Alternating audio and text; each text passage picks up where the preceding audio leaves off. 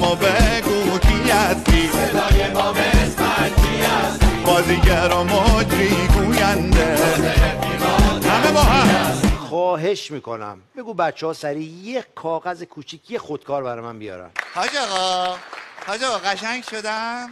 رو همین ملودی که جناب خان داشت میخوند همونو یه بار دیگه برای من گروه موسیقیتون بزنه. الان هماهنگ میکنم. الان هماهنگ کن.